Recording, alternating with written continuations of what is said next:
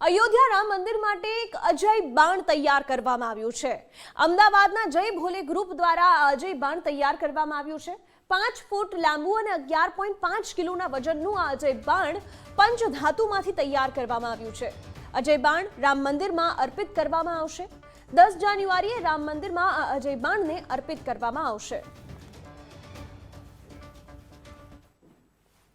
તો અત્યારે જ્યારે લાખો ને કરોડો લોકોની આસ્થા સાથે જોડાયેલું જે મંદિર બની રહ્યું છે, તો અમારા ગ્રુપ તરફથી અમે પણ ત્યાં આગળ એક અજય બાણ લઈને જઈ રહ્યા છીએ અને ભગવાન રામને તેટલી પ્રાર્થના કરી રહ્યા છીએ કે હવે જ્યારે એના નિર્માણ પામેલા જે મંદિર છે તો ત્યાંથી કરોડો લોકોના દુઃખ દૂર કરે, એવી અમારા ગ્રુપ તરફથી રામ મંદિરમાં આવનારા દરેક ભક્તોને પ્રાર્થના છે।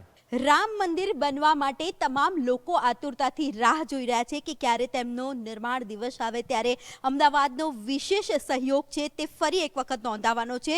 રામ મંદિર પહોંચવા માટે જે ધ્વજદંડ છે તે પણ અમદાવાદમાં બન્યા છે। સાથે સાથે જય ભોલે ગ્રુપ દ્વારા અજય બાણ છે કે જે તૈયાર કરવામાં આવ્યું છે, આ વિશેષ અજય બાણ છે કે જે જય ભોલે ગ્રુપ દ્વારા તૈયાર કરીને સ્પેશિયલી અયોધ્યા છે તે મોકલવામાં આવશે। અને એક વિશેષતા છે અજય બાણની, ખાસ કરીને જે જય ભોલે ગ્રુપ છે તેમના દ્વારા એક અનોખો સંદેશ સાથે આ અજય બાણ તૈયાર કરવામાં આવ્યું છે। આપણે દીપેશભાઈ જોડે વાત કરીએ, ક્યાંથી વિચાર આવ્યો, કેવી રીતે તૈયાર કર્યું? દીપેશભાઈ, પહેલાં તો શું સાઇઝ છે આની, કેટલી હાઇટ છે, કેટલું વજન છે અને ક્યાંથી આ વિચાર આવ્યો?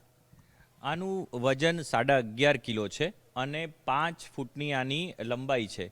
હવે જો વિચારની વાત કરીએ તો અંબાજી ગબ્બર ઉપર જ્યારે અમે ગયા હતા ત્યારે અમને એવો વિચાર આવ્યો કે આ અજય બાણ જે ત્રેતા યુગની અંદર, આની એક કથા છે રામાયણની અંદર જે બહુ જ પ્રચલિત છે કે જે રામ અને લક્ષ્મણ જ્યારે ત્રેતા યુગની અંદર અંબાજી એટલે અર્બુદાના જંગલોમાં જ્યારે ગયા હતા ત્યારે શ્રીંગી ઋષિના કહેવાથી તેમને શ્રીંગી ઋષિએ એવું જણાવેલ કે તમે મા જગદંબાની આરાધના કરો અને મા જગદંબા પ્રસન્ન થશે, અને જગદંબા પ્રસન્ન થતાં તેમણે અજય બાણ તેમને અર્પણ કર્યું હતું। હવે અજય બાણ જ્યારે અર્પણ કર્યું ત્યારે રામ ભગવાને, પ્રભુ શ્રી રામે તેનાથી રાવણનો વધ કરેલ, એટલે જો આપણે કહેવા જઈએ તો અધર્મ ઉપર ધર્મની વિજય।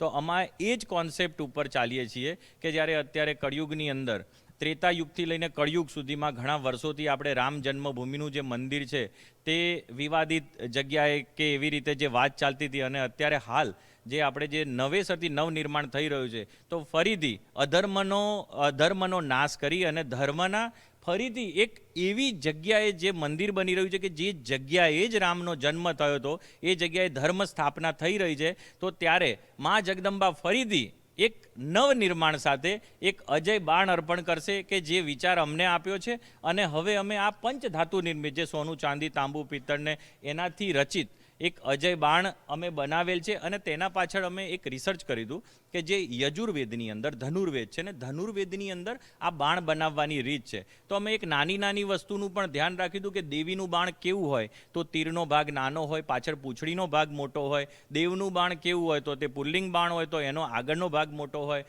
દરેક પ્રકારના બંને બાજુ સરખા હોય તો અલગ અલગ પ્રકારે। તો અમે એક પણ કચાશ રાખી નથી।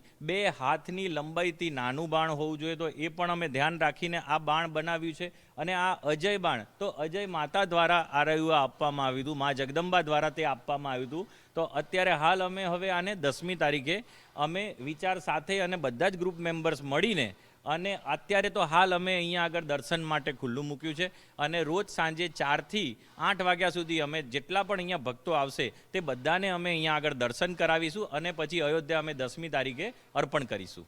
દીપેશભાઈ, કેટલા સમયમાં તૈયાર કરવામાં આવ્યું છે અને આશરે કેટલી કિંમતમાં આ અજય બાણ તૈયાર થયું છે?